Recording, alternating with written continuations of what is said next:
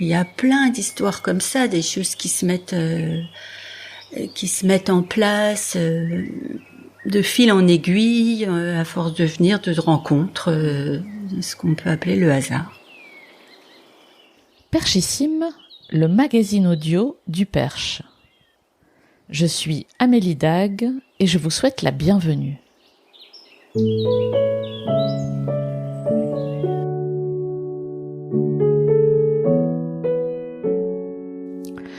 C'est un endroit maintes fois cité dans ce podcast comme une référence, l'un de ces lieux où la magie de la rencontre opère. La Maison Jaune, à Pongouin, est née de la volonté et de l'énergie de Claire Cara, qui a mis dans ce projet le savoir-faire qu'elle a accumulé dans ses expériences passées. Claire est l'invitée de l'épisode que vous allez entendre, dans lequel elle explique ce qu'est cet endroit unique. Bonne écoute!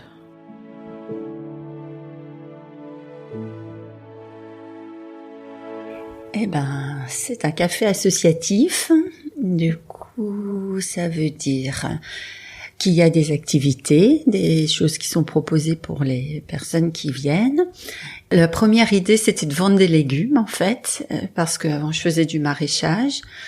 Et de vendre des légumes, je connaissais bien le milieu paysan, de ceux qui faisaient des produits bio, en tout cas. Et du coup, j'ai vendu aussi des produits locaux. Et de là, après, comme le lieu s'y prête, je faisais la cuisine, donc ça devient un restaurant. Et comme encore avant, j'étais instite, j'ai toujours besoin de faire de la poésie, on va savoir quoi. Voilà. Donc c'est un lieu qui mélange toute ton histoire de vie, en fait, c'est ça, si je comprends bien. Oui, c'est ça. Oui, c'est ça. Est-ce que tu peux me raconter comment tu as eu cette idée, comment c'est arrivé ? C'était simplement économique parce que je faisais du maraîchage, on était 3, moi j'avais aucune expérience, les 2 autres avaient de l'expérience déjà, mais après on savait pas du tout comment on monte une entreprise et tout ça, donc on a fait pas mal de formations grâce à l'ADR. On a commencé en association, j'aimais bien le mode associatif. Donc ça voulait dire que ce qu'on vendait nous servait à racheter du matériel, on pouvait pas se payer. Et après on avait compris à force de formation qu'à 3 sur un hectare, de toute façon c'est pas viable. Du coup, moi j'avais pris l'habitude de vendre. J'avais aussi inventé un petit marché à Pongouin tous les samedis. On faisait un marché de légumes et du coup ça me faisait déjà une clientèle. Et moi, j'habitais en face et un matin, je me lève et je dis, demande, parce qu'il y avait la Maison Jaune qui était fermée, que j'avais déjà vue ouverte en mode café-restaurant et je savais que c'était joli. Et bref, j'ai mené ma petite enquête pour trouver le propriétaire et j'ai visité et quand j'ai vu la cuisine, j'ai dit oui, ça va le faire. Du coup, j'ai signé le bail. Et là, j'ai monté une entreprise. L'avantage que j'ai eu, c'est qu'on a eu un DLA, dispositif local d'accompagnement. Et du coup, il y a 2 personnes qui m'ont suivi pendant 1 an et qui ont bien compris que moi, l'association, ça m'allait bien. Et en effet, je peux en faire vraiment plus en association qu'en entreprise parce que en association, on peut avoir des bénévoles. Et donc là, ça permettait que des bénévoles fassent des activités, mais aussi des bénévoles me remplacent. C'est beaucoup plus souple, quoi. D'accord. Donc aujourd'hui, vous êtes combien à graviter en fait autour de la Maison Jaune ? C'est toi qui tiens les rênes en fait, c'est toi qui gère. Voilà, mais il y a quand même la présidente de l'association qui s'occupe vraiment beaucoup, qui est très très impliquée, Christiane Bell. Et sinon, il y a au moins une 50aine de personnes. Ah ouais, oui. D'accord. Ok, qui donnent de leur temps. Oui, ça. Et chacun a sa mesure. C'est pas des fois c'est pas grand-chose objectivement, mais en fait, ça rend service à ce moment-là. Okay. Même les gens qui proposent les activités, ils le font bénévolement, donc.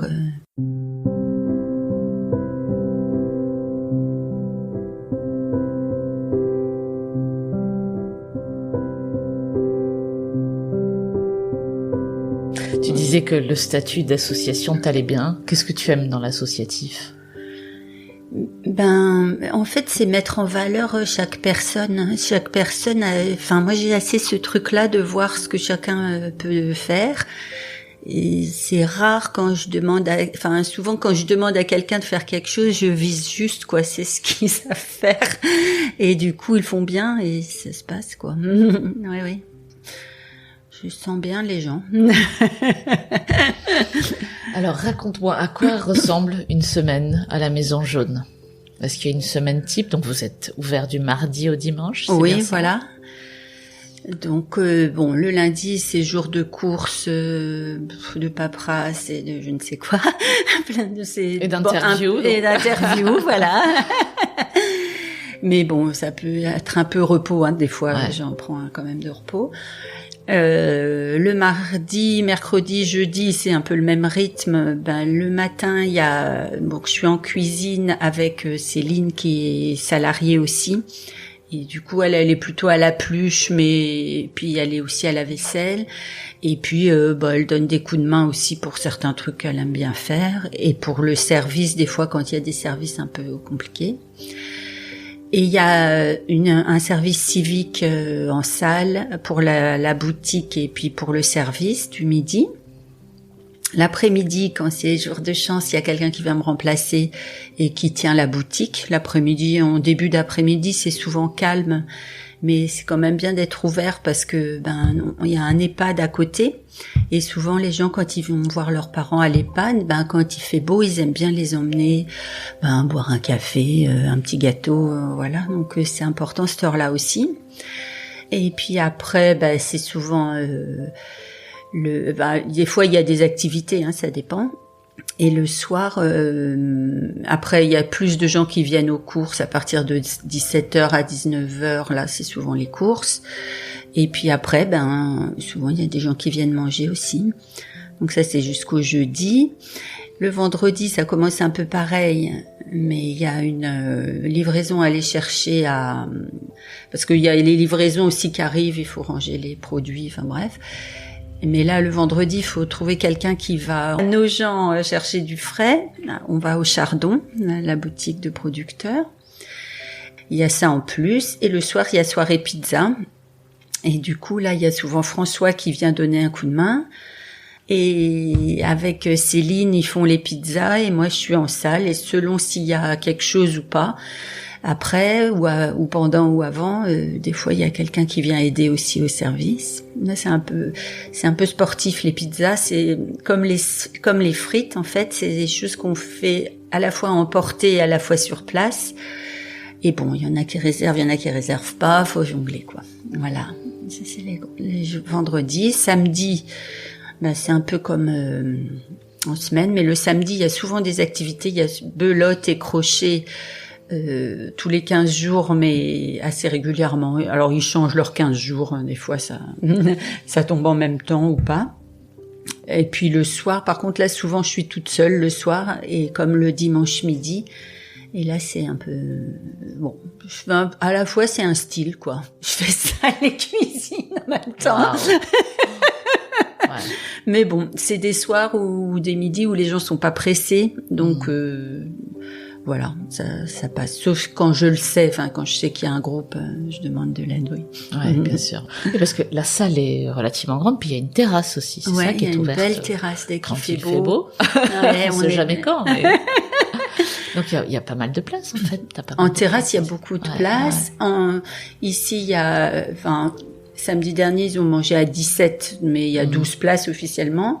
Mais il y a aussi la boutique, la table de la boutique, elle peut se transformer en table de restaurant très vite. Oui. Ok. Et dans la boutique, on trouve des produits locaux. Que des produits locaux. De l'alimentaire, mais pas que, hein.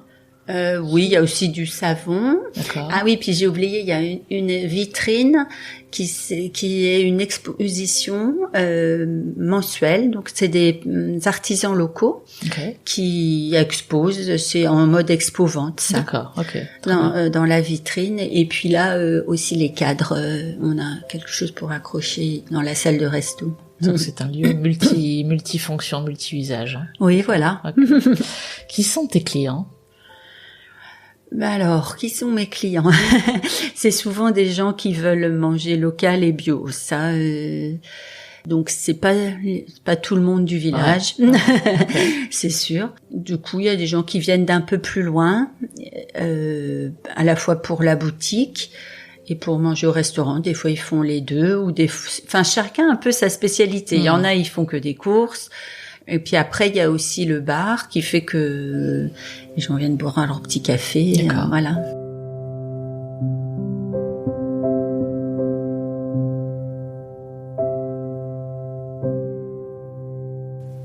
Ça fait combien de temps que la Maison Jaune est ouverte? 5 ans. Est-ce que la Maison Jaune ressemble à ce que tu imaginais quand tu as ouvert ta fenêtre de chez toi et que tu t'es dit ça pourrait être là? Ben non, j'imaginais pas en fait, je savais pas. Enfin, j'avais des idées à peu près comme ça. Je me disais, et puis on pourrait faire ci, puis on pourrait faire ça. Je montais un projet quand même. Mais ça a évolué en fait en fonction des gens qui se sont présentés, quoi. Oui. Et qu'est-ce que tu préfères, toi, dans le fait d'être là aujourd'hui et de diriger cette barque? Qu'est-ce que tu préfères? Moi, c'est le contact avec les gens que j'aime bien. C'est discuter un peu avec chacun. Je sais pas, je me mets un peu dans leur énergie chaque fois, ouais. Est-ce que sans trop réfléchir, tu peux me parler d'un moment, même anecdotique, que tu aurais vécu ici et au cours duquel tu te serais dit, c'est vraiment pour ça que j'ai créé la Maison Jaune, tu vois? Oh là, il y en a plein. Il y en a plein.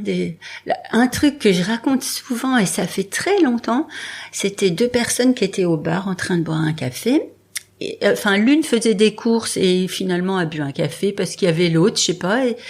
Et en fait, ils me demandent justement du café pour faire du café chez eux. Mais du coup, moi, j'avais du café en grain pour la machine à café, non pas du café moulu. Et puis en plus, j'aurais pu peut-être le moudre avec mon moulin, mais c'est pas la même mouture, je sais, pour les deux. Bon, bref, on parle café. Et l'autre personne, au bout d'un moment, dit oh, mais moi du café, si tu veux, je t'en dépanne, j'en ai du café. Et il s'avère qu'ils sont voisins, mais porte à porte, et qu'ils s'étaient jamais vus. C'est énorme. Ouais. C'est énorme. Ouais. Et ça m'avait vraiment touchée. Ouais. Bon, mais ça sert à ça, la Maison Jaune. Voilà, ouais. Il y a plein d'histoires comme ça, des choses qui se mettent en place, de fil en aiguille, à force de venir, de rencontres, ce qu'on peut appeler le hasard. Ouais. En même temps, il y a peut-être pas de hasard, effectivement, puisque ce lieu a été créé pour ça. Donc, on vient aussi peut-être dans l'idée qu'il va se passer des choses, quoi, qu'on va rencontrer des gens et voilà. Oui, voilà. Oui, c'est sûr qu'on vient pas dans l'idée de faire ses courses tout seul sans dire bonjour à personne. Exactement. Oui.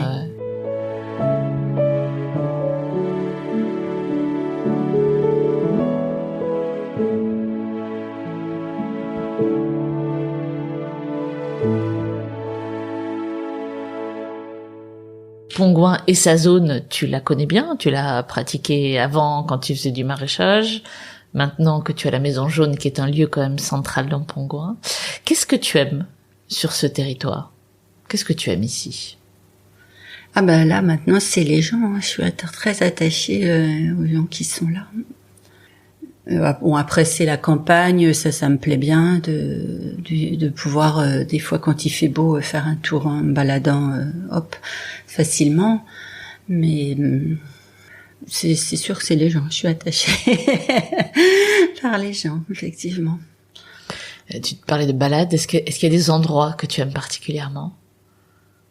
Il y a des petites balades, des grandes balades, selon si j'ai le temps ou pas, oui. Oui, je vais vers le moulin à Taon, c'est le plus près, c'est une toute petite balade, mais qui est vraiment jolie, oui. D'accord, autour de Pongouin, en partant de Pongouin. Oui. Ok. D'accord. Et une question que je pose à une série de questions que je pose à tous mes invités. Quand tu penses à ce pays qui est maintenant le tien, quelle image te vient? Ça ressemble à quoi pour toi? C'est quoi l'image caractéristique de ce coin? Est-ce que tu penses à la Maison Jaune? En fait, je suis venue ici pour la ferme du Plessis. Ouais. Donc c'est la ferme du Plessis. Voilà. Okay. Oui. Très bien. Une odeur caractéristique? C'est l'odeur de la pluie. Ah ouais. Bravo. Ouais. C'est Ok. vrai. C'est vrai. Ouais. Ça sent la pluie souvent. C'est vrai. Surtout depuis ces derniers mois, on peut le dire. Un son particulier. Un son. C'est la cloche. Et on entend la cloche du village le matin, le midi et le soir. Je l'entends pas tout le temps parce que c'est que 3 fois, mais je l'aime bien cette cloche. Ok. Oui. Un goût caractéristique. Oh là, en ce moment, c'est les concombres. Je me revois dans les champs à cueillir un concombre et manger des concombres dans les champs. Ça, j'adorais ça.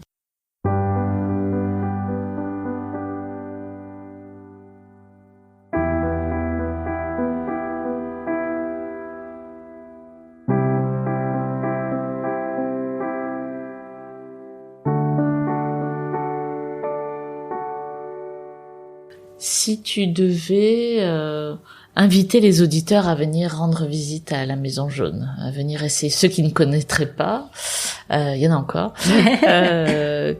qu'est-ce que tu leur dirais?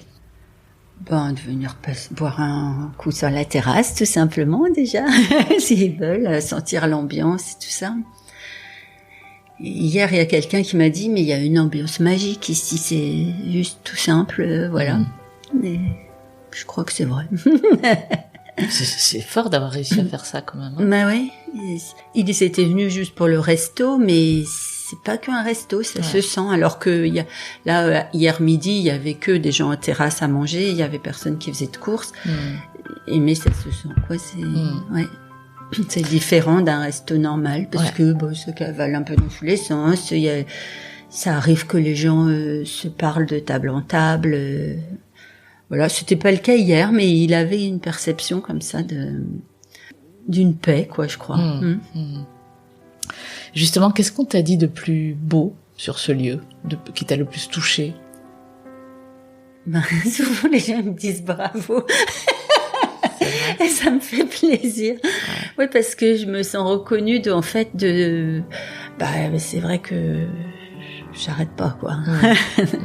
À la fois, c'est 1001 petits détails, il y a toujours que ça se passe quand même si ceci, cela, et faut servir, donc on se débrouille, je sais pas. Ouais, c'est quelque chose. C'est de l'énergie, quoi. Ouais, c'est de l'énergie quand même. Okay. Ouais.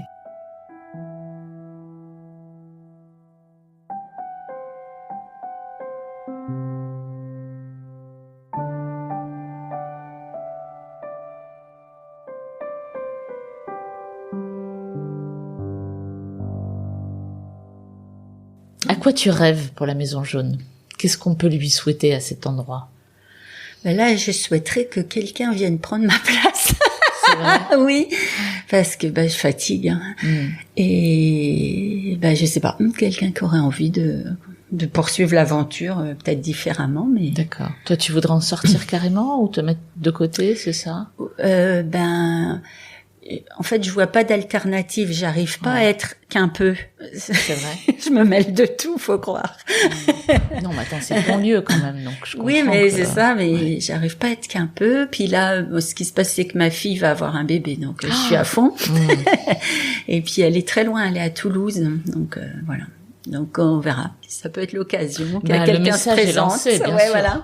Oui. Alors qu'est-ce qu'il faut pour tenir la barque, justement?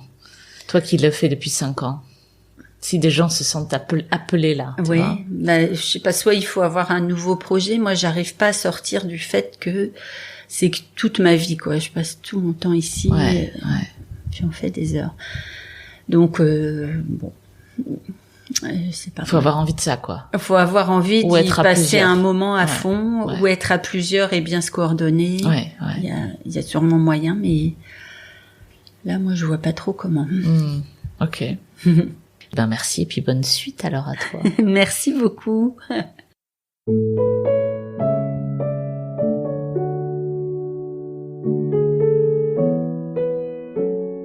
C'est la fin de cet épisode. Pour en savoir plus sur la Maison Jaune, située 20 place des Halles à Pongouin, consultez son site lamaisonjaunepongouin.fr.